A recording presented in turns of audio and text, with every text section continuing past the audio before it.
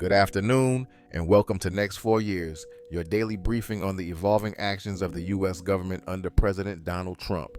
Today is Wednesday, June 18th, 2025. The Federal Reserve, pushing back against the White House, held interest rates steady at 4.25%, citing elevated inflation driven by tariffs. The central bank signaled 2 rate cuts this year but slowed long-term easing, projecting slower 1.4% GDP growth, a 4.5% year-end unemployment rate, and inflation hovering at 3% through 2025. Chair Powell reaffirmed the Fed's independence despite President Trump's calls for dramatic rate reductions and public criticism of Fed leadership. Meanwhile, at the Senate Armed Services Committee, Defense Secretary Pete Hegseth confirmed that U.S. forces are actively prepared to follow through on any military action President Trump orders regarding Iran. With tensions escalating after 6 days of Israel-Iran airstrikes and Trump calling for Iran's unconditional surrender, the Pentagon is on high alert, even as Trump remains non-committal about direct U.S. involvement.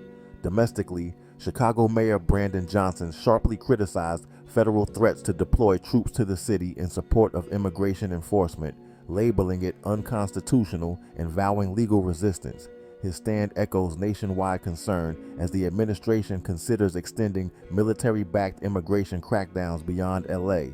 Also noteworthy, the Trump administration backed maintaining a Biden-appointed U.S. official at the UN's International Telecommunication Union, signaling a rare moment of bipartisan continuity in global tech policy. Meanwhile, in the U.S. steel industry, the Trump administration facilitated Nippon Steel's $14.9 billion acquisition of U.S. Stop Steel by securing a golden share with veto power for the president, reinforcing national security oversight in foreign takeovers. Other key developments: Trump is evaluating mediation in the Israel-Iran conflict and left the G7 summit early amid international pressure and volatility.